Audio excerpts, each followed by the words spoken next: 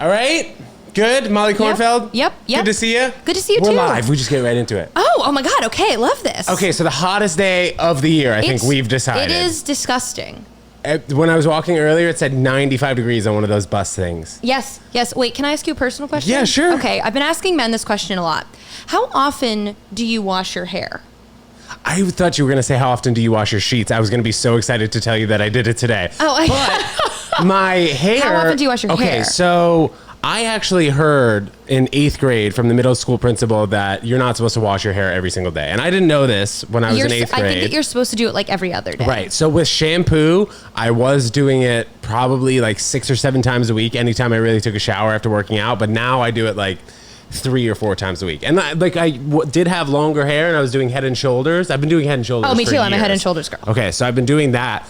But in terms of like getting it wet, every time I'm in the shower. Do you mean like with Head and Shoulders? Because the problem is like, so when it's hot like this, like I washed my hair this morning, but by the time I get home, I will be so sweaty that I'm gonna have to wash it like daily because the oil from the sweat makes me look dirty. Where are you from initially?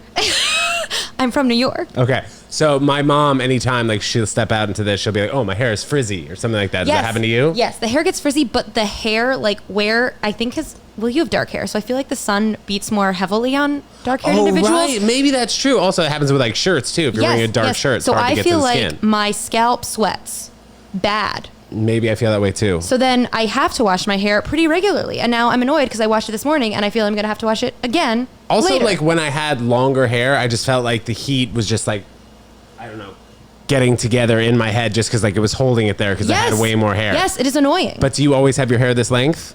So I actually just got it cut. Oh, how many inches? I don't know, like 1. Oh, okay. I should have noticed. Typical guy. Typical guy. Not I gotta noticing. be honest, it looks exactly the same. Okay, but you like went to the beauty salon. You like just take an inch off. It's hot out there. And then I was like, how often do I wash this? Interesting question. Considering it's summer, I would think that people would wash their hair more. I can't speak for all gentlemen. That's what he said. I was like, should I be washing my hair? I'm like every other day, every 3 days, once a week. Like and he was like, no, wash it when you're sweaty. You have to wash it. And I was like, great point. So what does that mean, though? Is that like every time you go to the gym, you would be washing it? I mean, I guess you're kind of supposed to be. Right, because that's really, to be honest, like that gets me to the gym. Like the fact that if I haven't showered in like a day and a half, I'm like, okay, I got to go to the gym and then make myself sweat and then I'll shower from that point. I mean, I'll shower sometimes after sweating and wash everything but my hair. Interesting. Girls, I feel like traditionally do wash their hair less than men, but it seems like you guys know something. No, because no. I feel like every time I talk to a guy, he's like, I haven't washed my hair in 5 years. 5 years? That's disgusting. I met someone who was like, I have not washed my hair in 10 years. That's not you gotta be talking to cleaner guys. That's not good. And I was like, okay. I was like, well, does your head smell like bacteria and dirt? And then he let me sniff his head and it didn't even smell bad. And I was like, what is this? I wonder if diet also has to do with your smelly hair, because it has to do with like how you smell in general. Interesting. I rarely wear deodorant. I'm a vegan. So I'll wear deodorant, honestly, once every 2 weeks. Sometimes I'll like catch a stench and I'll be like, oh, that's not good. But like right now, I'd be comfortable hugging you for sure, which I did at the door. Because like I did not put on deodorant today and I don't really need to wear deodorant. Because you're a vegan. I think so. I think that's what they say. You know, like if you're eating chicken, you're eating steak, and then you have all these things that they're coming out of your body, you know, as gross as it is to talk about that, I think it does have an effect on how you smell. And maybe that's also the pores on your head too. Right? I feel like your head, if you don't wash your hair, how does your head not smell? Well, anyway, big day today for me. Changing my sheets. Yes, very exciting. Did the pillows, did the bottom sheet, did not do the comforter, because that's just a whole nother beast. In general, the whole process took me a long freaking time. Wait, how often are you supposed to wash your comforter? Yeah, I don't know. I would think in the summer more so. Yeah, but maybe. I would say, I'm not going to say how much I wash my comforter, but I would say for the people listening, maybe you want to wash it like once every 2 to 3 weeks, especially in the summer or something like that. Oh, okay. How often do you wash your sheets? But it's a pain in the neck. It is. I never wash it. Me personally, I don't know. I'm not comfortable telling you how often I wash it, Molly, but like I should be washing them more. Oh my God, no, same. Sometimes I just like forget and I'm like, wow, how long have these been on here? It's a pain in the neck. It's like a whole laundry load. I don't know if you have like laundry in your apartment. No, but I don't. Okay, I go to the ladies downstairs. So when I wash my sheets, I'm like, I better have other clothes that I've been wearing for weeks in order to make it like an actual conceivable load. Yes, well, see, what happens is I go to drop my laundry off because I'm too lazy to do it myself. And I drop it off, and then I realized I have so many clothes that I can't fit the sheets. So then, then they have to go in the next batch. Interesting. I have mastered the perfect size laundry bag. It's actually over here. I'm going to put it to you guys on camera. This, like to the brim, fills up just like the perfect amount. And I've had this bag for so long. And they wash the bag every time. So like, I'm comfortable keeping this. They do. Mine it's like a is perfect like size. 3 times the size of that bag. Oh. I have a lot of clothes and a lot of things that need to be washed. But when how big is like your basket for that? So I have a wheelie. I have the wheelie cart. I have an old woman cart that I wheel. I got it over COVID, and I don't know how it's one of those things where now I have it. I'm like, how did I live without this? You know? Do you have laundry in your basement, though, or you just choose to take it out? No, I don't have it in my apartment at all. How far away are your laundry ladies? Literally laundry men, excuse me. Oh, no, it's women. Okay. Literally around the corner. They know me. I'm like, hey, guys, what's up? Yeah. I mean, I feel like I'm good business for them because I'm washing pounds of For clothes sure. It's got to be like at least $1.20 a pound, at least. I think so. I think mine's like 110, 120, something like that.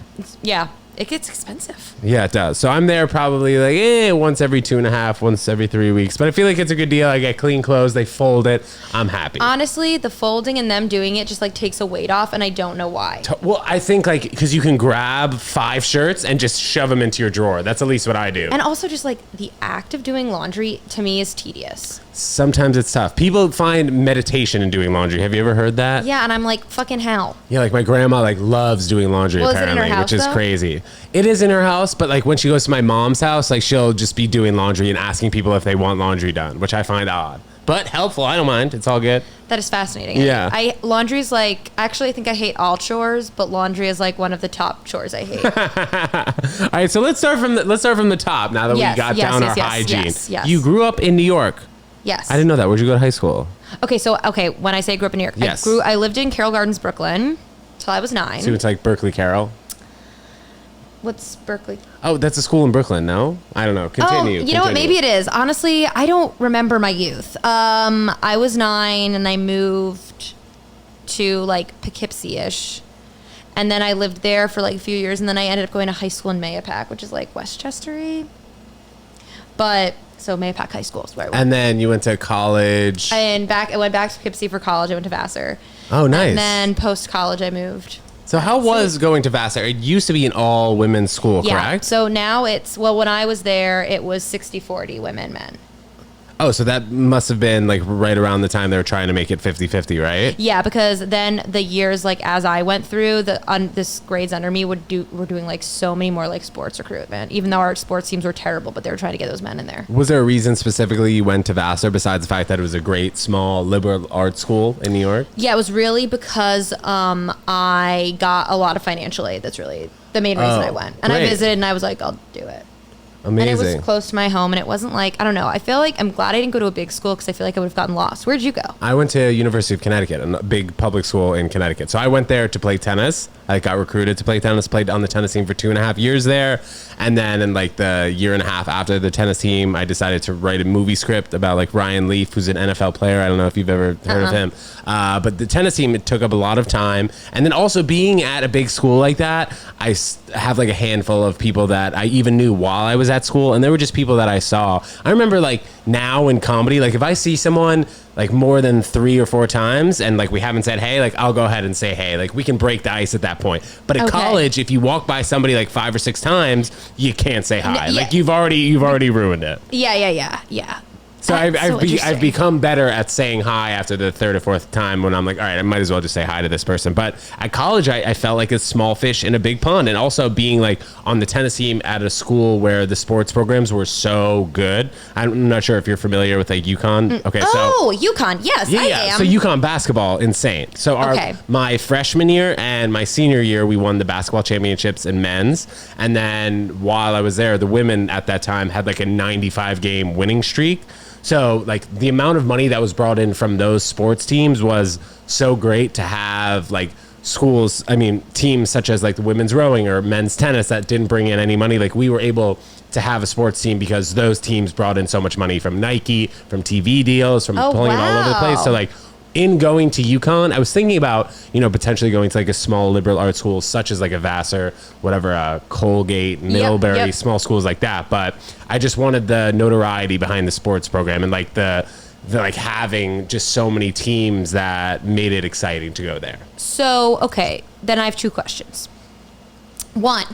So what happened with tennis? What happened with your tennis? I wanted to go pro when I was like 14 to 15 years old. So I was homeschooled my freshman year in high school. Really? I was privately tutored. And then because of tennis? Because of tennis. For tennis.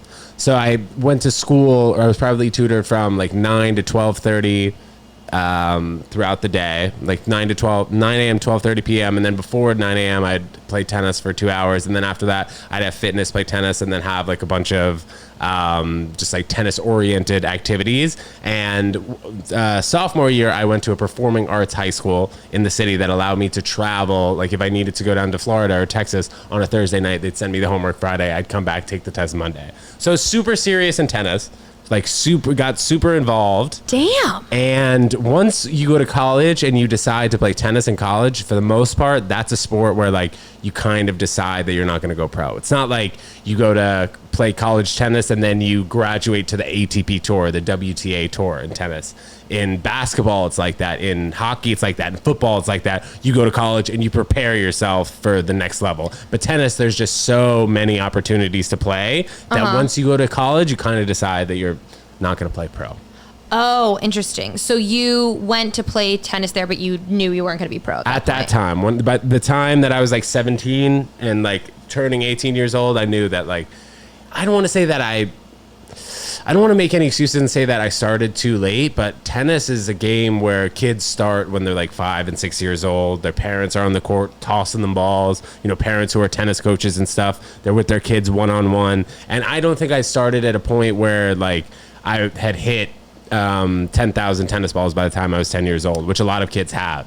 So I started like a little bit of a step or two later. And when I got involved in tennis, it was like, okay, I want to play tennis or baseball. And I chose tennis just because I could not stand kids like making any mistakes. Like in baseball, kids missing pop flies. Oh, yeah, because you're not in control. Yeah, exactly. Yeah. So I really wanted to be in control, and transferring over to tennis, I really learned a lot just about like mental toughness and stuff, just because like I had such a bad attitude on the court for the most part, and I didn't really take it as seriously as I should have, as serious as like the amount of hours that I was playing. So I learned a lot about tennis and like trying to handle my emotions and such. That is interesting. You know, I never played sports, but people are always like, all my friends who have played sports say that they think like sports were such a like an early way of therapy almost for them. And I was like, totally. I'm like, wow, hard, cannot relate. Well, it's like the teamwork, the kind of just keeping yourself even keeled, sharing, not reacting in a negative way. Keeps trying to keep your like mental state level. I think that's like a main thing about sports. I think that actually would have helped me if I had done sports. I think my parents didn't want to force me to do anything. So a lot of times I would just do nothing, and then I think it was like so bad for my like brain. What kind of stuff were you doing in like middle school and early high school? I just really like studied all the time. Okay. I was like, I want to just get good grades. But was that fun for you? No. So what do you think your mindset kind of was? I think it, you know what, now that I look back on it, not to be like too deep about it, but I think so my parents we're both comics. That's how they met. I don't know if you know that. Oh, love that. Yeah. No, I had no idea. Yeah. So they met at the comic strip, Young Love. That's great. Isn't that funny? Yes. So they were both doing that. And then, so they're both, my dad stopped like when I was young, and my mom still like does stuff on like the road, and we'll go out together. But I think when I was younger, like those are performers, like we have very big personalities. So I think when you're a kid and those are your parents' personalities, there's kind of like no room to breathe almost. How do you mean? What does that mean? Like there's just they both take up a lot of energy in the room. And like when there's that level, then you there has to be for every action, there's an equal and opposite reaction. Like, I think when you come in with that energy, my energy was sort of like, okay, and I was smart. So I was like, oh, I'm the smart, quiet girl. That was like my whole thing. And then when I was like, well, that's who I am, so now I can't slip. So then it became more about like, I have to continue to do well, because if I don't do well, like, who am I? You're going to like slip into the shadows or something like that? Yeah. So your parents were living in the city at the time when they met? Yeah, they were both living in the city, and then they met at the comic strip, And then I guess, dated, got married. Oh. And they were continuing comedy when they lived in other parts of New York as well? Like when you went to Poughkeepsie? How did that work? So my mom was doing like road work and stuff and like radio work. So she was still like kind of comedy adjacent, but my dad had quit by that point. And you were saying you go on tour with your mom now? Okay, well, like tour. It's not like she's like selling out stadiums, but like she'll be like, I have a gig at this club in like New Jersey. Do you want to come? And I'm like, oh, okay. Amazing. Yeah. And then I'll like. So do you find yourself in the same lineup sometimes as your mom? No, because she's not really like, now it's her main job is like antiques. She sells antiques. And so it's so weird because now it's like there's a whole old guard of like comedians, and that's like where she is. So she doesn't like know anyone in New York really. Like she doesn't come down to the city and do shows. It's like on the weekends she'll do like weekend spots around the Northeast, but she doesn't like do clubs in the city anymore. So we're never like on the same show like that. Uh-huh. Did you move to New York right after you graduated Vassar and kind of knew you were going to do stand-up comedy? No, I didn't want to do it at all. I found it obnoxious. Wow, really? Yeah. Even at like the latter parts of your Vassar life? Yeah, Vassar, I just was like, I think then I was like funny like amongst my friends, but I didn't have like confidence that I was funny. I wanted to like go into banking and make money. Who was I? And then I graduated and I was just like honestly kind of bored. What happened after you graduated though? Did you move back home? No, I moved. A couple of my friends from college, like we all moved together to New York, to the Upper East Side, and then I was like in insurance and just like pretty. When did you get the bug? You were like, oh, insurance is definitely not for me. Well, okay, so actually this is like kind of a 2-minute long story. Love it. We got time. Okay. So first and foremost, I was realizing like that my whole like life seemed to be go to this job that I didn't find interesting, and then also like on the weekends go out and try to like get married. I don't know what I thought like the end all be all it was like to get married. I think I just you know what, but I feel like this is a lot of people like our age, I guess, were kind of thinking that back like a few I was years like ago. okay, like every week I went to this boring job, and then on the weekends I went out like, to bars let's find with my a husband. friends. Were you like on the apps at the time? Yeah, and so it'd be like, oh, during the week it's just like I'd go out on dates and then go to this job that I didn't find very interesting, and I was like, is this? And then wait, but like, isn't that kind of what everybody does? I guess it is. And the only people I hung out with were like my like 3 friends from college, and I was like, all girls. 2, like it was like there's 4 of us, so it's like two other girls, me, and then our friend who's a gay man. Okay. So it's like, and then sometimes we'd go to like gay bars, which is fun, but I would always be like, well, I'm not going to meet my husband here. Like I was sort of got to existential to the point. I was like, what's the point of all this? Like, what are we doing? I have this bit on stage where I don't want to give up too much of it, but whatever. No, do just a little. So I just like matching with somebody on Hinge. I'll either imagine my life with them before we talk. Oh, of course. Or I'll send the text, the hi with 4 eyes. They'll respond, and then I'm like, why did they respond? She's not the one for me. Just like something dumb like that. We're just like, we have so many options when we're swiping. I kind of miss I don't know what the old days are like, but when my grandma and grandpa are married for freaking 68 years, like, is that ever going to happen again? I know. It's like, there's almost too many options. Definitely. You know? And I'm like, I don't know. And even if there aren't, you just find yourself downloading another app. And then you get an extra few swipes, and whatever. then I start talking to someone and I'm like, do I hate this person I've never met? Like, they haven't done anything to me, but I'm just like, I think I hate you. So you're going on a lot of dates? Going on a lot of dates with people I wasn't even remotely attracted to. Then, plot twist, my apartment burned down. Your personal apartment or the building burned down? Like, the building there was a huge fire in the building. Oh my gosh, was this one of the buildings that was like on New York 1, like East 4th Street building? I think there was a brief, it was, I don't remember. Your apartment burned down? Yeah, so there Who left the stove on? Sorry, go ahead. No, it was, someone fell asleep on the 2nd floor smoking a cigarette. And the whole apartment went up. Mother effer. And I bet crazy? It was like an older person too. It was. And she was like a hoarder too. So, like that apartment, everything caught up immediately. Oh, I bet. So everyone was fine, except for, I think. What time did it happen, by the way? Oh, like 5 a.m. I was like, so you were gotta up be fucking studying. shitting me. Right.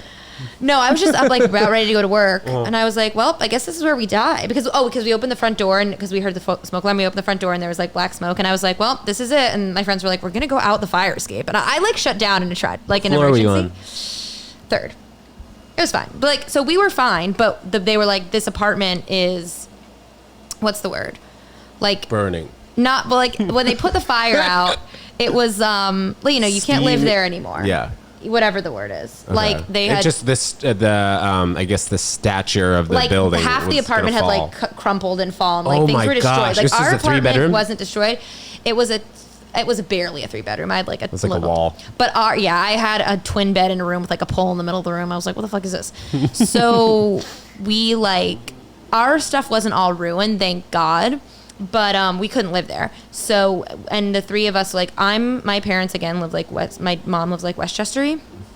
And so but my other friend, one's from like Pennsylvania and one's from like the Midwest. So we needed a new apartment as soon as possible. And I was like, I've heard great things about Astoria. Oh, cool. We went there. Where was it? Sorry, where was this apartment that on burned the Upper down? East Side. So I also hated it because it was so small. So we found this apartment, huge, with outdoor space and bigger rooms for all of us. And so we found an apartment within a week, got approved. We're moving in and we were thank God. So I was Astoria, a new beginning. And at this point I had been kind of doing bits at bars because I was so bored. You doing bar shows? No, when I was at a bar talking to people, I could feel myself doing doing more bits than just talking to them. Does that make sense? Well, were you trying the same kind of bits multiple times, meaning? No, but I'd be instead of just flirting with a guy, I'd do a routine on him. I could feel myself trying to be oh, and then I don't know. It was I could just see myself, and then I'd be thinking about it in a joke way instead of a talking to a person way. So that was happening. Then I was Queens, new beginning. I have no friends other than my 3 friends. And again, I'm still not married. What's that about? So I was you know what I'm going to do? I'm going to become one of those yoga girls. I feel the yoga girls are always going out and getting married. So I went to this yoga class and I ran into this girl from my high school. And she was hey, what are you doing here? And I was what are you doing here? And she was look, I met this other girl. We're going to get drinks because we both just moved here and we should all hang out and be friends. And I was okay. So the 3 of us get drinks, and the girl, not the girl from my high school, but the other girl that we had picked up in this yoga class, brought her roommate, and her roommate was so funny and cool. And we started, and they lived down the street from me. And then she and I started talking about how we were both she wanted to do comedy, and I was I've been thinking about it. My parents did it, and then we started going to open mics together. So this all started from your house burning down on the Upper East Side. I probably would have gotten into it eventually, but the way it happened, where I met this girl who to this day is one of my really good friends, and we were comedy partners for years. We had a podcast. Nice. She was Does she just still do comedy? No, she doesn't really. But we started together, and I think if I had been alone, it would have taken me so much, because we'd just we'd text each other what's our mic night gonna be, and we'd go and then just support each other. So 2 questions. How old were you when the house burned down?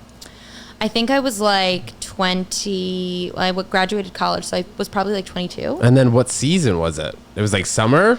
No, it was spring, and then I think I started comedy maybe we would do it June through October, very sporadically, but finding our footing. And then by the time that October hit, I was kind of doing it regularly. Huh. And then just from that point forward, you just got more and more into it and were just doing more gigs? Yeah. And then I kind of just kept rolling on through.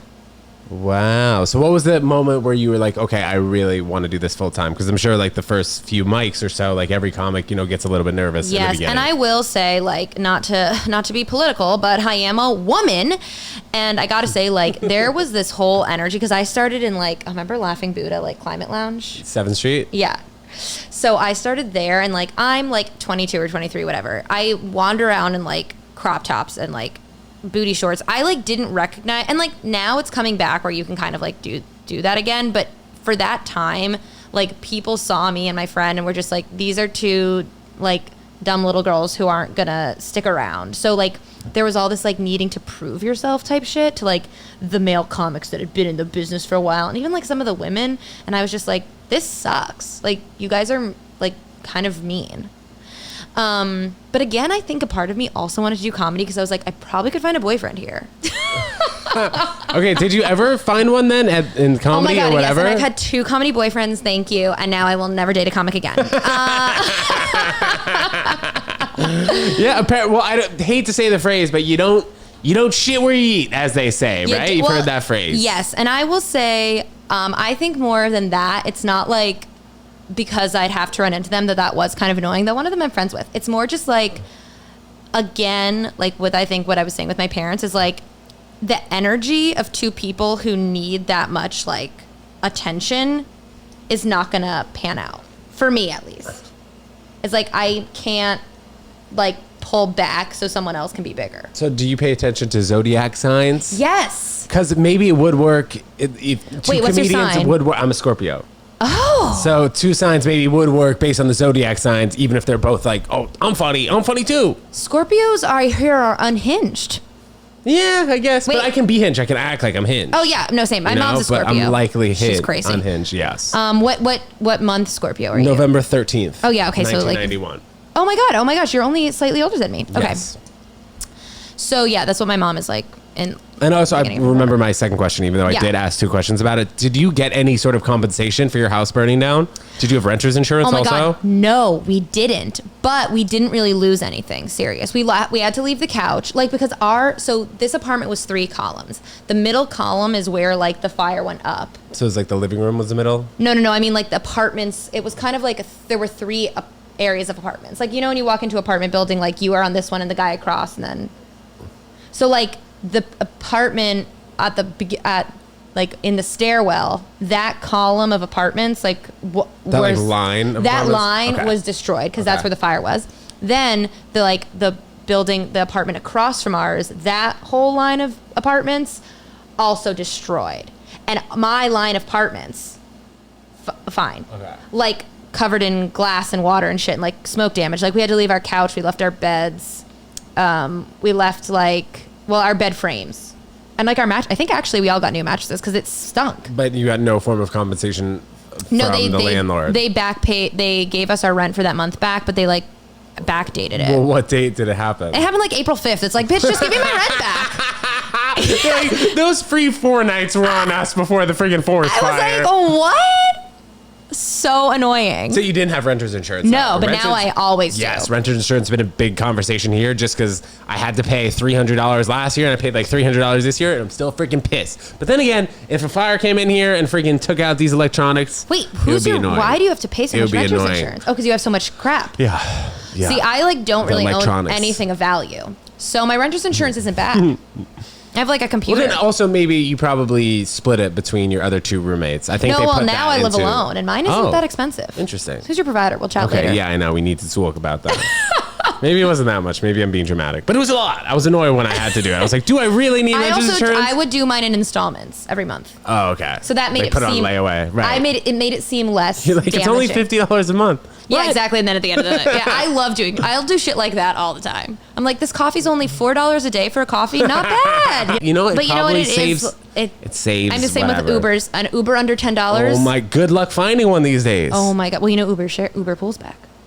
Oh, to be honest, I never was an Uber pool guy. Ugh. If I was going to Uber pool, I I would walk or take the subway. I just cannot deal with somebody breathing loud next to me. I used to thrive in Uber pool. Really? Oh my God. What was that other? They had another app where it was like $5 anywhere in the city. Via. What happened to Via? They like picked you up in a random ass truck though. Yeah, like it was sketch. Oh, they probably had a few lawsuits. That's and why. then there was always like that one was for some reason weirder than Uber pool, and I don't know why.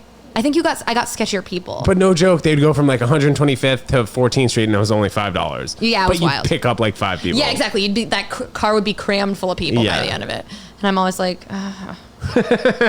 Uber's under $10 from the Uber pool? Is that what you were referring to? Yeah, I would get Uber pools like $9 all the time back in the day. Not bad.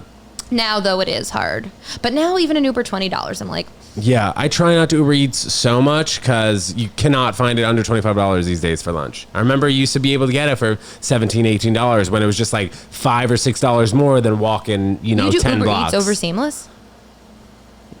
Yeah. I feel like Seamless is so much cheaper. No? Maybe. But I guess maybe there aren't as many options. Kinda, yeah. And I'll like look at my rewards or maybe on a certain app, it's like a little bit less money, which I find weird. Just like the menu items sometimes are cheaper on a Seamless or on an Uber Eats than it is in actual person or on the other app, which is weird. I don't know why they do that. Being in New York City, you got to find so many ways to save money. Doing comedy, like I feel like I lose more money than I make. Well, I guess it depends. If you're going to like a free show at West Side Comedy Club, and then you're going to a place like Tiny Cupboard, it's a long journey. And then you have to like going back Uber, and forth. Ubers are like $50. And then like sometimes I'm out, and it's like I'm not going to pack a whole dinner for myself if I'm going to be out all day. Well, Molly, to be honest, like I won't even, if I have to do that and like pay $50 in Uber, I just probably wouldn't do it. To be honest, I would just do a set in my mirror at that point. Oh, you wouldn't jump from show to show? I mean, taking an Uber that much, I don't think I would. Interesting. If it really like stressed me out to get there too, I don't think I would. Maybe I just have to not do that then. No, but I mean, I respect the hustle, obviously. I know, but sometimes it's just like, why am I running around to 3 different boroughs in one night? Like, there's no need for this, really. Sometimes it feels tough. And also, I mean, New York is really the only place in the whole, I don't know about whole world, the whole country, you can do that on a comedy night. You know, like you're in LA, you do one show and like that's it for sure. I know. And you know what? And I like doing multiple shows because sometimes you bomb the first one. Yeah, exactly. And then I'm just like, I just needed to warm up a little bit for my second So one. where's been your favorite place to do shows now in the city, now that you've been doing it for a long time? Okay, so I see you in New York Comedy Club all the time. I love New York Comedy Club. They always have so many people, and the people are like happy to be alive. I'm shocked. I'm like, why are you guys so excited? Also, I feel like that room in Midtown is like good for acoustics. So maybe it feels like they're happier than they are. Maybe. I mean, I honestly like the other one better. The East Village one? Yeah, the way it's set out, I feel like I have more more room to move around, and everyone there is in college, and like college kids think I'm like hysterical. Love that. Older people are sometimes like, what is happening? Do you find that it's probably just the area, East Village, a lot of college kids down there? I think they're all like 20 years old. Right. So you still live in Astoria? Yeah. Do you do a lot of comedy in Astoria, or you find yourself on the train all the time? I know I'm always on the train, but I do like I like QED a lot. Okay. And I haven't done that like Grove 34 place. Have you? Okay. No, I've heard of it. Yeah, me too, but I haven't gone yet. And I don't really, and I think that's like, there's not a lot in Astoria. Yeah, a lot of comedy people though in Exactly. Astoria. So that's actually good because then I'll see them out, and we'll always like split Ubers home. Oh, nice. Yeah, That's a yeah, good yeah. way to do it, especially since like Astoria is far. Well, depending on where you live. Yeah, no, I don't live, I mean, it's far to get to like Brooklyn, but if I'm going to like lower, like Midtown or the Lower East Side, is like not bad. It's not that bad. So I used to, when I was homeschooled, I used to run in Astoria Park on that track. Wait, where are you from? So you're from what? I'm from Manhattan. I'm from New York. So I moved to Manhattan when I was 6 weeks old. I lived in New Brunswick, and then my mom had a job at an ad agency, and my dad worked at like some finance place in the city. So I grew up here fully, and then went to Connecticut, and then now I'm back. And Yeah. I cannot be anywhere else. Like I was in LA for 6 days. These guys know I was in LA for 6 days, like almost 2 months ago, and I was just ready to come home by like day 5. It was just too slow. I haven't been, and I don't think it's my vibe from what I've heard. And Do you do a lot of driving at home though? like upstate, sometimes when I'm there, I mean, I like to drive. I do not like being stuck in traffic though. And I could never drive here okay. because it's too hectic. Like I would fuck up.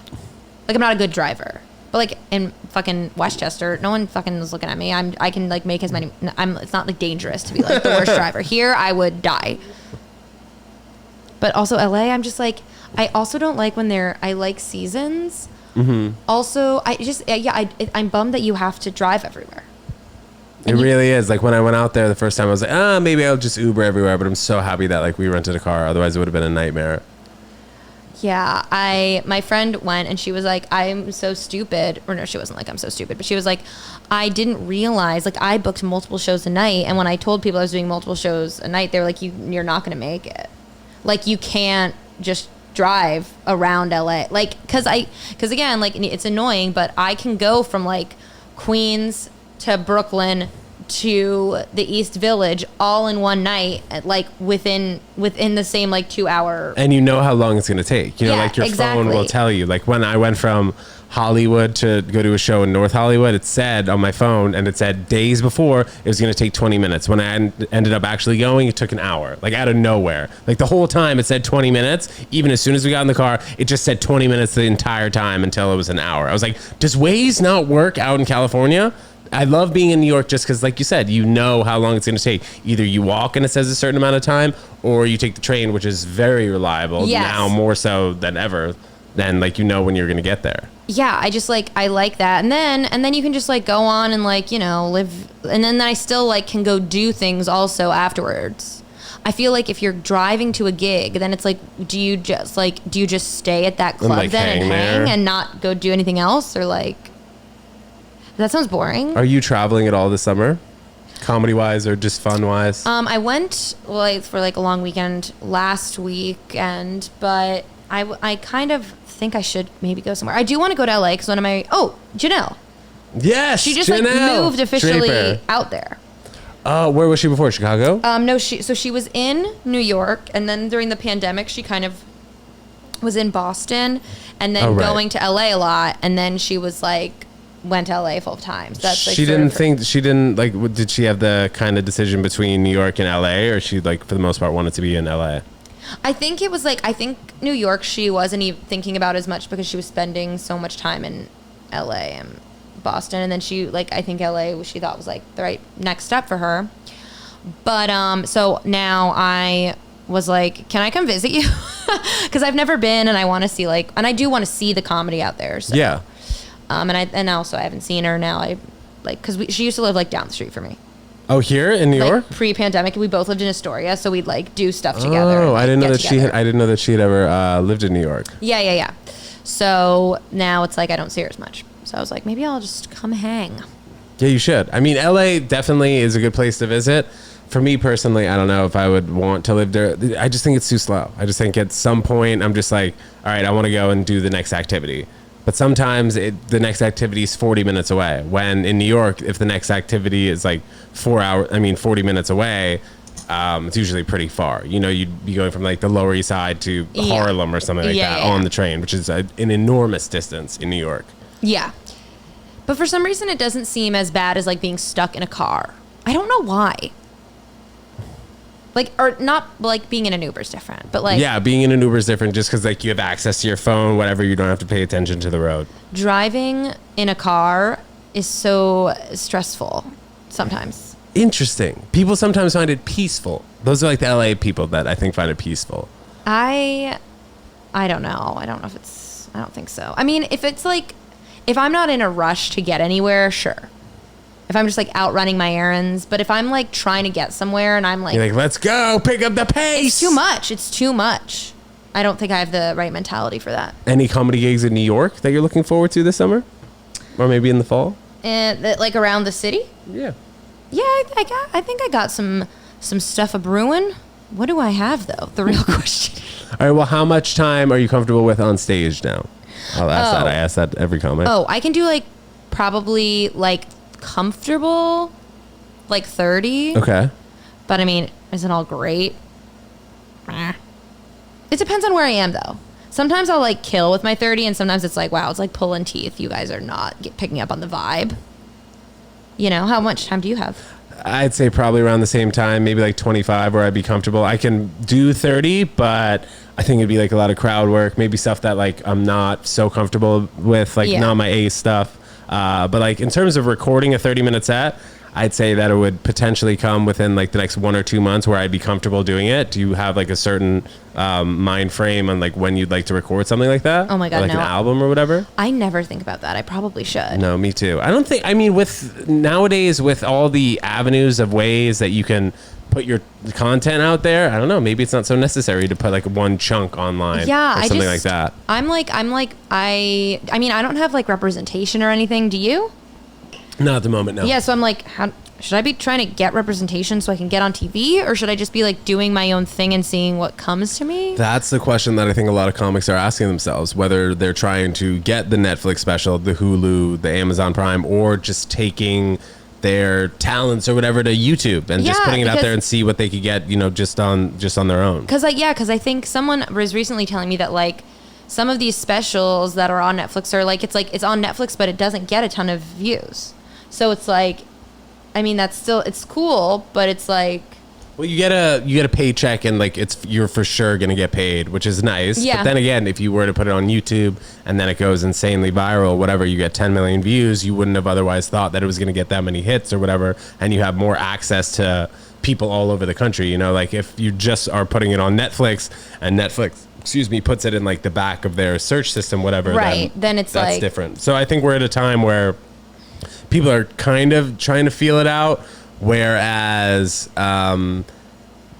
back in the day or whatever, it would just be like, okay, you release your hour or half hour on Comedy Central, and then that was it. People never really put it on YouTube on their own channel. Yeah, and there's just like so much also just like happening all the time, and I can't keep up with like what all the options are.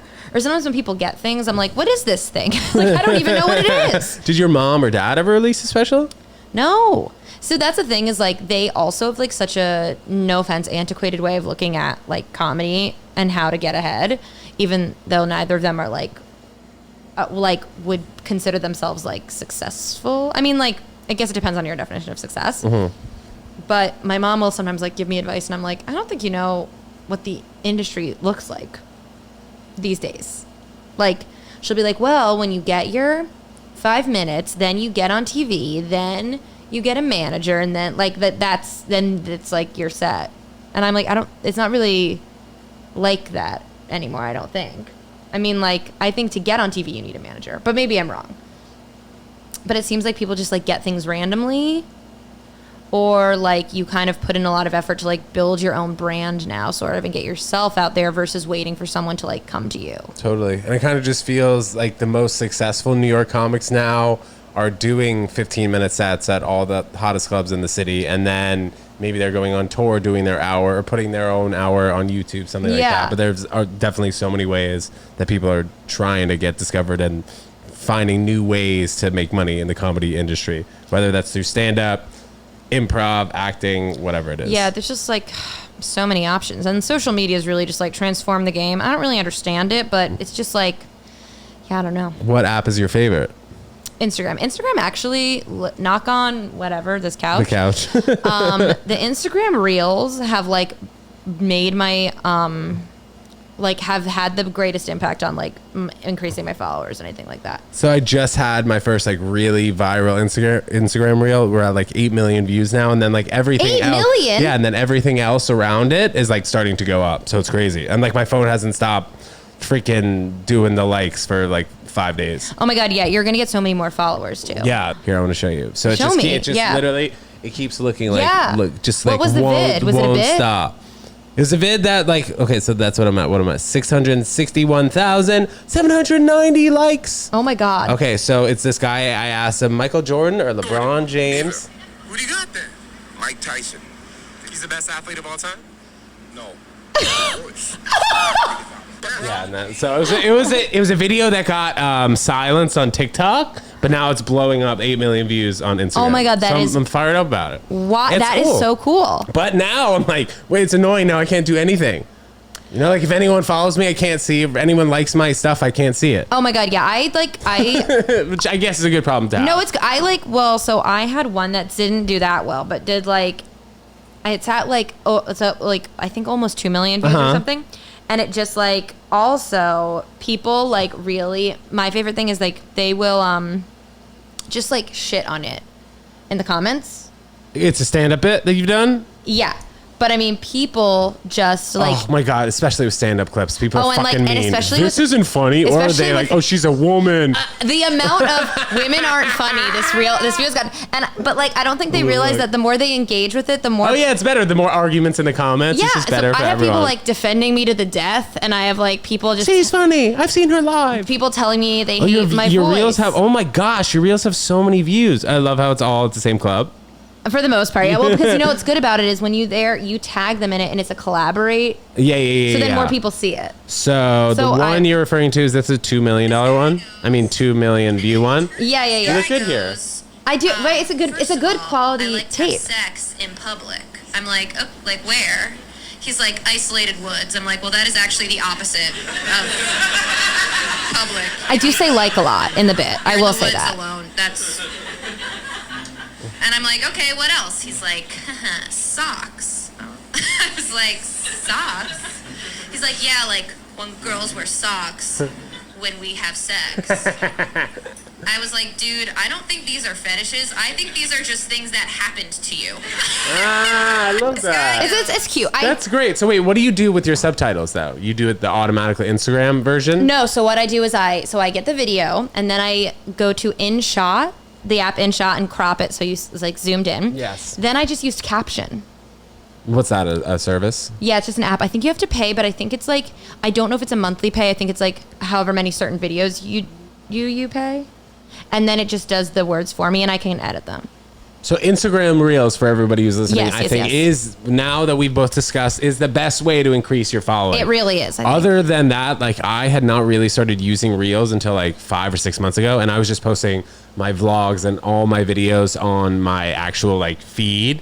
People don't really, I feel like, know sometimes the tricks of the trade of Instagram. And Yeah, stuff like I mean, that. well, someone else told me also with these reels, with these stand-up reels, is that you're not supposed to help viewership, and I don't know if this is true. Curse?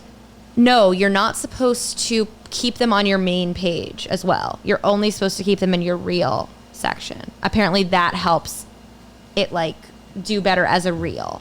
I have no idea if that's true. Interesting. So you potentially have to hide it from your main page. Yes. That sounds weird though. I know. The other thing I hear is that it's better for the algorithm if you have captions on it, that the still doesn't have captions. So like if I have a thing that says captions, the picture that's representing it shouldn't have those words on it. It should be a clear image. But the picture shouldn't it be like a title or something on it? So I think a title is different than a caption. You know, I don't know. I heard this from one man. Maybe he wasn't not right. Maybe none of this is right. Well, you have a lot of views, so tell the people. I mean, I also do a lot of hashtags. Interesting. I do all the like funny women, stand-up, women in comedy, all that shit. I wonder if that really helps. You said I think it really does because I also used to like remember. I think this still happens, but it was like bigger earlier. Like when tweets were really big on, like you'd take a picture of your tweet and you'd put it up, which still people do. But I had like no followers like several months ago, and I started doing that with like my tweets and hashtagging them, and then I started getting a lot of views on my tweet things, and I was like, why are people looking at this? But it's because I think that people like will look up like funny. They're like following the hashtag like funny women. Mm-hmm. Do you do YouTube Shorts?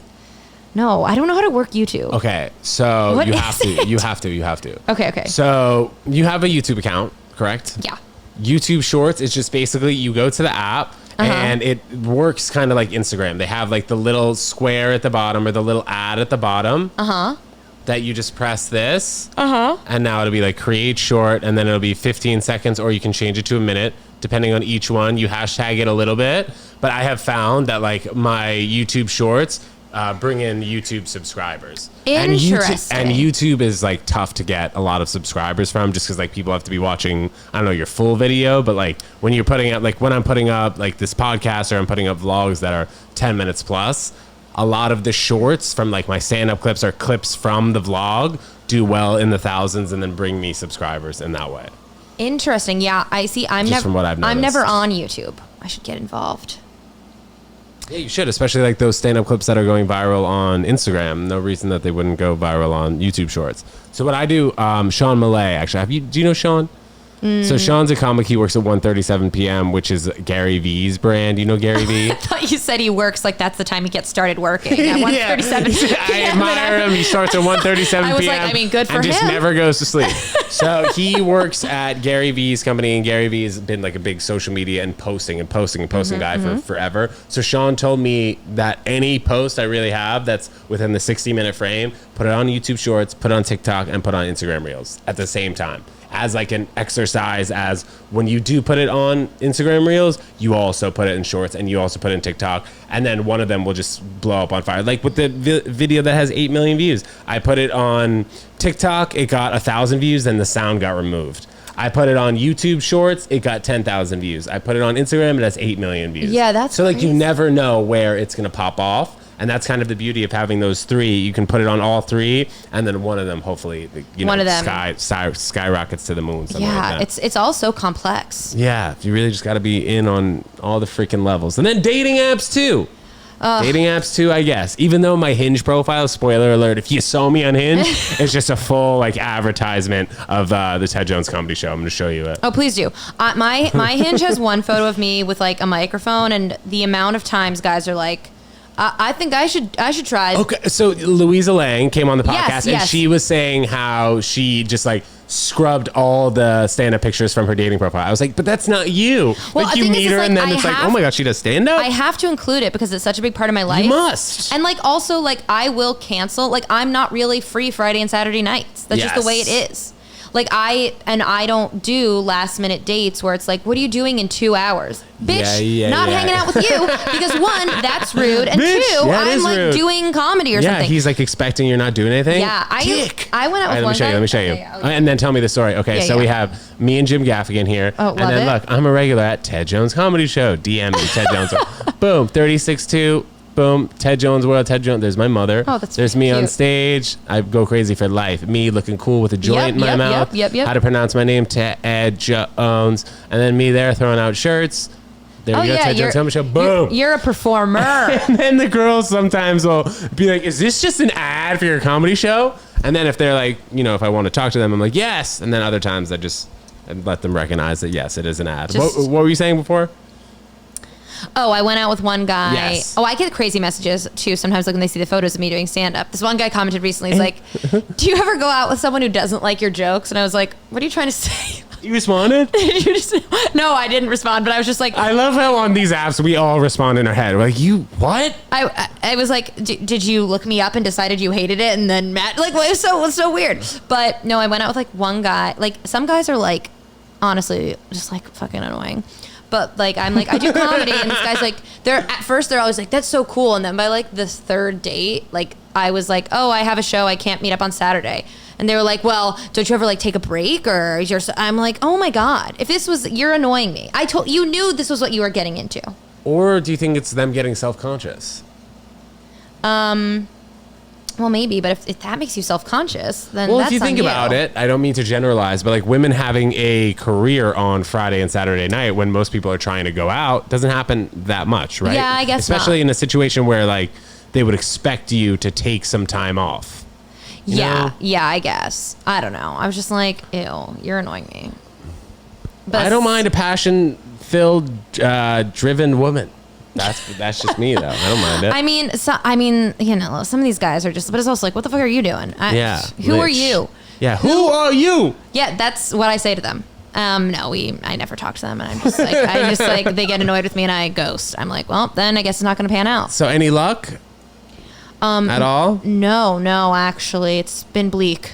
But you know what? I've decided that I actually, okay, so I don't know if you get this way or if this is like a me thing or I think maybe a girl thing, but every few months I'm like, again, like I got really over my need to be married thing, but every few months I go through like a steady like month-long thing of like, why am I not married? Should I be married? Does that ever happen to you?